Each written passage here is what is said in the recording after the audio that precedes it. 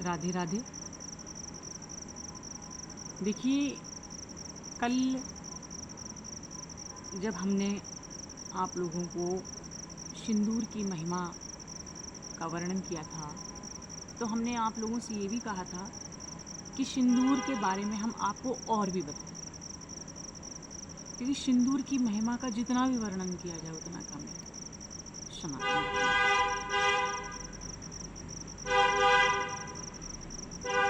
क्या है कि आज हम आपको इसी सिंदूर की महिमा के अंतर्गत माता तारा के प्राकट्य की भी कथा का वर्णन करेंगे। इसकी एक पूरी सीरीज बनाएंगे और आपको ज़्यादा से ज़्यादा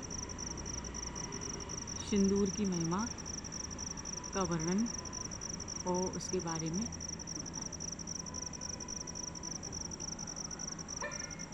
देखिए, एक समय की बात है कि जब देव और दानव दो ही थे, मानव नहीं था। देव और दानव दोनों में बहुत युगों तक संग्राम होता रहा, क्योंकि दैत्यों को ये लगता था कि उनके पिता ने देवताओं को छोटे होने के बावजूद भी स्वर्ग दे दिया, तो इसलिए वो आपस में ही लड़ते रहते थे।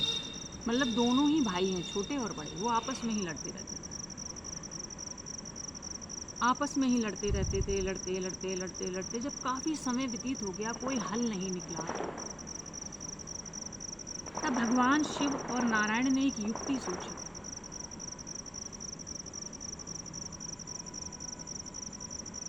कि क्यों ना इन दोनों में हर चीज़ को आधा आधा कर दिया जाए, जिससे कि इनकी लड़ाई समाप्त हो जाए।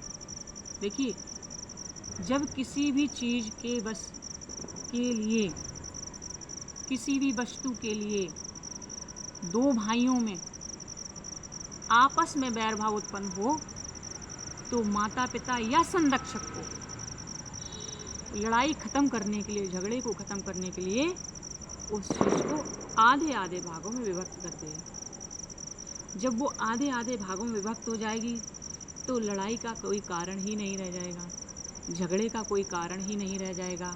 आधी आप संभालिए जिम्मेदारी, आधी आप संभालिए, अपनी चीज़ आप संभालिए, अपनी चीज़ आप संभालिए। ये सोच के नारायण और शिव ने देवताओं को, जिनमें इंद्र को आगे किया, और राक्षसों को, जिनमें महाराज बलि को आगे किया, और दोनों से ये कहा कि आपस में झगड़ना बंद करो। इस संसार में जो भी चीज़ें हैं वो हम आप दोनों में बराबर बराबर मात्रा में बांट देंगे, जिससे कि आप लोगों की लड़ाई खत्म हो जाए। तो इसके लिए भगवान शिव ने दोनों से कहा कि आप लोग समुद्र मंथन कीजिए, क्योंकि देखिए शिव जी निष्पक्ष हैं, और नारायण ये जानते हैं कि दैत्य अगर किसी की बात सुनते हैं तो शिव जी की ही बात सुनते हैं। तो शिव जी ने इसीलिए कहा कि देव और दानव संग्राम करना छोड़कर समुद्र का मंथन करें, और जो समुद्र से जितनी भी चीज़ें निकलेंगी उन सभी रत्नों को, उन सभी चीज़ों को आपस में दोनों भाइयों में बराबर बराबर बांट दिया जाएगा, जिससे कि लड़ाई खत्म हो जाए। तो क्या हुआ कि फिर इन दोनों ने समुद्र मंथन किया। भाई, समुद्र मंथन हुआ। जब समुद्र मंथन हुआ तो सबसे प्रथम देखिए, ऐरावत भी निकला समुद्र मंथन से, माता लक्ष्मी भी समुद्र मंथन से निकली, और क्या बोलते हैं, घोड़े भी समुद्र मंथन से निकले, मणि भी समुद्र मंथन से निकली, लक्ष्मी जी की बहनें भी समुद्र मंथन से निकली, चंद्रमा भी समुद्र मंथन से निकली। लेकिन जो सर्वप्रथम जो समुद्र मंथन से निकला वो क्या था? वो चीज़ थी हलाहल विष। जैसे कि आज हम परमाणु बम की कोई बात कर देता है तो डर लगने लगता है, एक देश से दूसरे देश को डराते रहते हैं परमाणु बम परमाणु बम। तो ये हजारों लाखों परमाणु बम के बराबर एक बूंद हलाहल विष। जब हलाहल विष उत्पन्न हुआ इस सृष्टि में, तो चारों दिशाओं को जलाने लगा, समुद्र को सुखाने लगा, पर्वतों को गलाने लगा, उसकी तपिश इतनी थी कि देव और दानव दोनों ही जलने लगे, पूरी सृष्टि जलने लगी। तो देव और दानव दोनों ने मिलकर भगवान को याद किया। ब्रह्मा विष्णु महेश तीनों लोग आए। तो ब्रह्मा जी ने और नारायण ने सोचा कि इस विष को अगर कोई इस सृष्टि में संभाल सकता है तो वो है शिव। तो जब शिव ने देखा, शिव से अपनी वार्ता की, इन लोगों ने अपना दुखड़ा सुनाया, तो भगवान शिव तो भक्त वत्सलों के भी भक्त वत्सल हैं। उन्होंने ना तो अपना आया देखा, ना बायां देखा, ना पार्वती जी को देखा, किसी को नहीं देखा। जो एक अच्छा पुरुष होता है श्रेष्ठ, तो वो अच्छे कार्य के लिए कुछ सोचता नहीं है। तो वैसे भगवान शिव ने कुछ नहीं सोचा और भगवान शिव तुरंत आगे बढ़े और अपने ऐसे करके चिल्लू करके उस हलाहल विष का पान करने लगे। जब हलाहल विष का पान कर रहे थे तो जो भगवान के अंगों में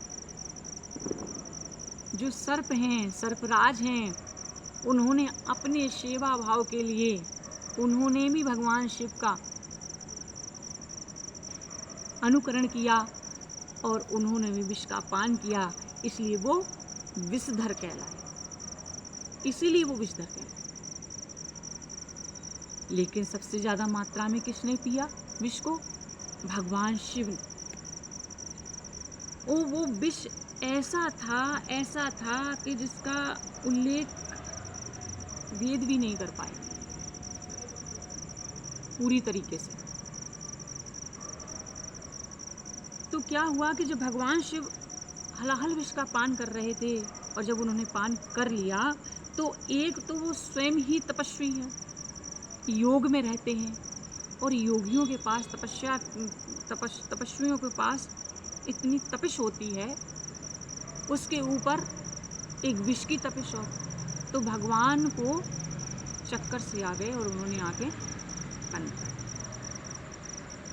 तो माता पार्वती जी ने सोचा कि प्रभु को ये क्या हो रहा है। देखिए भगवान शिव को कुछ नहीं हो सकता था, वो जगदाधार है, परंतु एक जो पत्नी होती है उसको जब पति की बात आती है तो उसको डर लगता ही है। ये पतिव्रता स्त्री की पहचान है। तो माता पार्वती जी ने ये सोचा कि ये क्या हो रहा है। वो तुरंत भागी, भगवान शिव के पास पहुंची। तो वो तो शक्ति स्वरूपा है। माता पार्वती जी ने तुरंत शिव जी के कंठ में अपने हाथ रखा और विष को वहीं पर रोक दिया। उदर में नहीं जाने दिया, पेट में नहीं गया, कंठ में ही रोक दिया, इसलिए वो नीलकंठ भी कहलाए। फिर क्या हुआ कि फिर माता ने लीला रची। अब ये लीला क्या थी? पार्वती जी शक्ति स्वरूपा है और पूर्ण शक्ति माता पार्वती जी के अंदर विराजित है। वो शक्ति ने माया रची और शिव की शक्ति ने ऐसी माया रची कि सारे देवदानवों को यही लग रहा है कि माता वहीं खड़ी हुई हैं, शिव के कंठ पर हाथ रखे, परंतु माता तो श्वास मार्ग से भगवान शिव की नासिका से होते हुए सूक्ष्म रूप में सीधे जाकर उनके कंठ में पहुंच गईं और कंठ में जाकर उन्होंने उस विष का, सारे के सारे विष का पान कर लिया। तो देखिए ना शिव जी का कुछ बिगड़ सकता है और ना उनकी शक्ति का कुछ बिगड़ सकता है। तो शक्ति को तो मूर्छा भी नहीं आई क्योंकि वो शिव की शक्ति है।